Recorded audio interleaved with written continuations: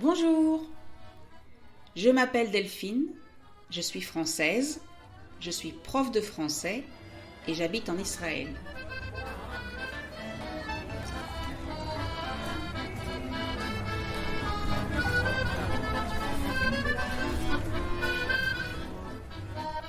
Je veux vous aider à parler mieux en français. Mais pour parler mieux, il faut aussi écouter et comprendre. Donc, bienvenue sur le podcast French to Go, un podcast tout en français où je parle de ma vie au quotidien.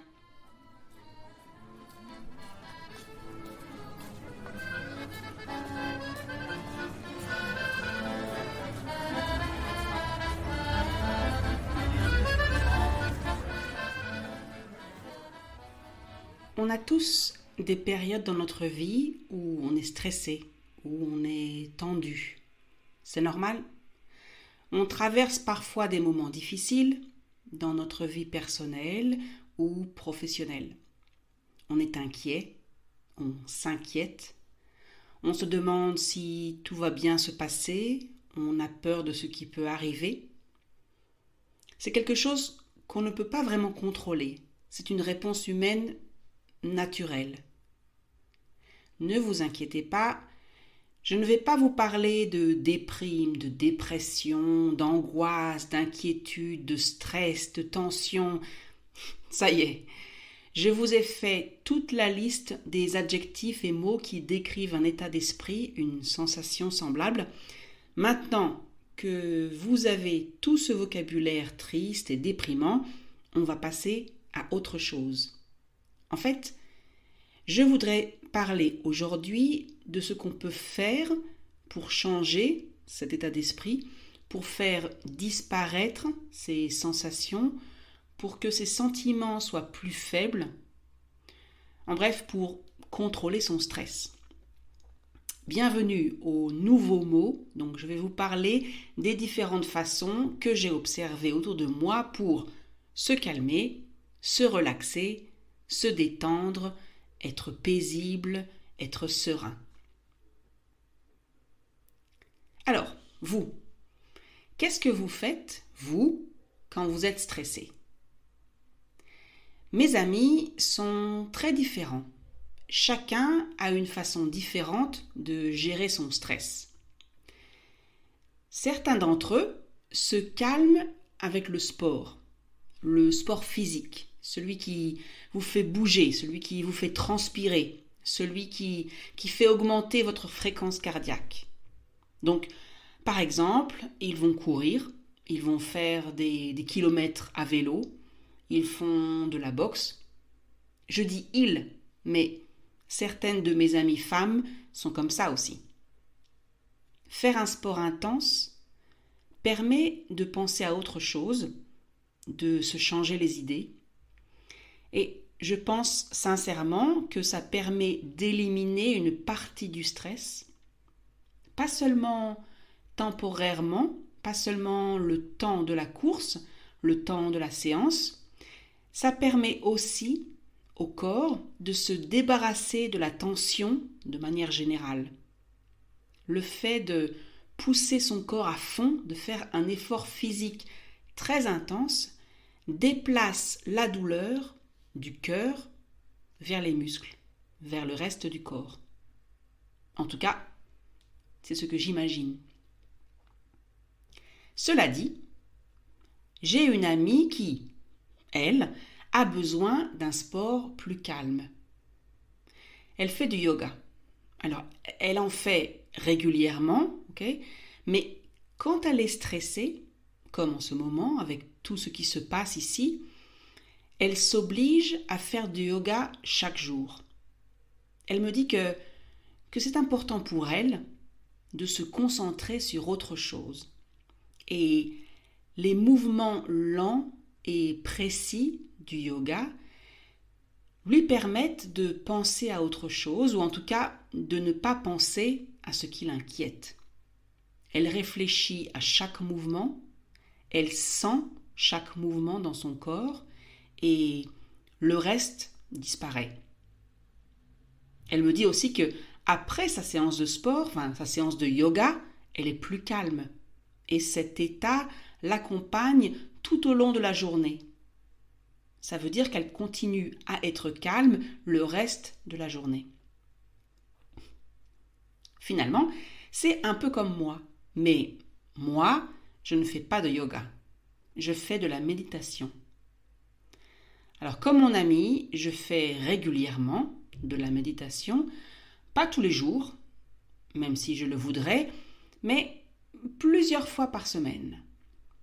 Parfois, c'est pour très peu de temps, 10 minutes par exemple, mais ça me suffit. En période de stress, de tension, d'angoisse, c'est encore plus important pour moi de faire de la méditation, même si, en général, c'est plus difficile. Certains de mes élèves ne comprennent pas pourquoi je fais de la méditation, ne comprennent pas comment rester assise, sans un bruit, pendant 10 minutes, donc sans bouger, comment ça me permet de me relaxer, de chasser, de repousser les sentiments négatifs, les pensées négatives. En fait, quand on médite, donc quand on fait de la méditation, on se concentre sur la respiration. On suit sa respiration. On inspire, on expire. Et alors au début, je prends une grande inspiration, ça veut dire que je prends beaucoup d'air et ensuite j'expire très fort. Ça veut dire que je fais sortir beaucoup d'air. Et puis, peu à peu, je reprends une respiration normale. Et mon défi, mon challenge, est de me concentrer sur cette respiration sans la modifier, sans l'influencer, sans changer son rythme. Tout mon esprit est concentré sur l'air que j'aspire, donc au niveau de mes narines. Les narines, c'est là où l'air entre, vous savez, au niveau du nez. Donc, mon esprit est concentré sur l'air que j'aspire au niveau des narines et que j'expire ensuite au niveau des narines. Alors, bien sûr, mon esprit se perd parfois. Une pensée arrive. Ça peut être n'importe quoi. Quelque chose que j'ai oublié de noter sur ma liste, une scène du film que j'ai vu la veille. Alors, la veille, c'est le jour d'avant. Ça peut être lié au passé, au présent, au futur, peu importe en fait, parce que l'esprit est comme ça, l'être humain est comme ça. On pense tout le temps, on pense tout le temps à quelque chose. Mais quand je médite, j'apprends à observer ces pensées, on va dire, de loin. Je me dis, tiens, voilà encore une pensée. Je ne m'énerve pas, je ne me dis pas que c'est impossible de se concentrer sur la respiration, que c'est impossible de méditer. Non, je me dis simplement, tiens, une pensée. Et je retourne à ma respiration. Je recommence à suivre ma respiration. J'inspire, j'expire. Et moi, ça me calme. Pendant les 10 ou 15 minutes pendant lesquelles je fais de la méditation, je suis détachée. Je suis loin de ce qui m'inquiète, de ce qui me stresse. Mais aussi, et c'est finalement ce qui est le plus important, je suis plus en contrôle de mon esprit quand je ne médite pas.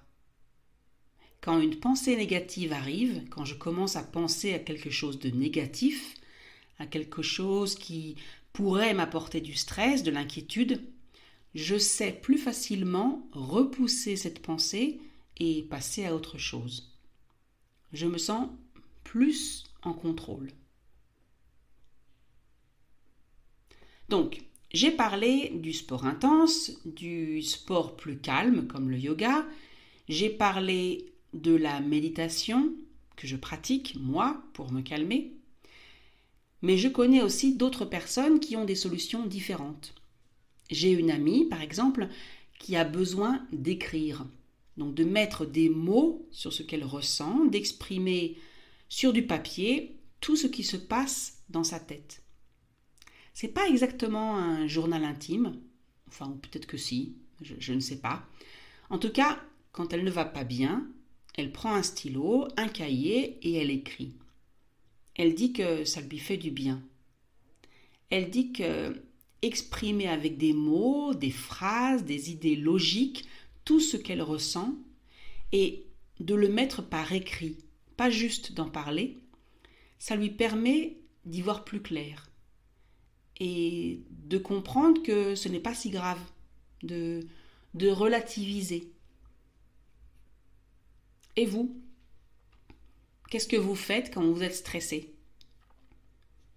Vous faites peut-être partie de ces gens qui écoutent de la musique, qui dansent, ou peut-être que vous préférez sortir dans la nature, regarder la mer, les vagues, l'horizon, faire une promenade dans la nature, en montagne, dans une forêt, se focaliser sur les fleurs, les plantes, les arbres, l'air pur. Mais il est aussi possible que votre manière d'évacuer le stress, de faire partir le stress, passe par la bouffe. La bouffe, et en français parlé, c'est tout ce qu'on mange. Alors on dit que ce n'est pas vraiment une solution pour le long terme, mais entre nous, manger, ça fait du bien sur le moment, non ?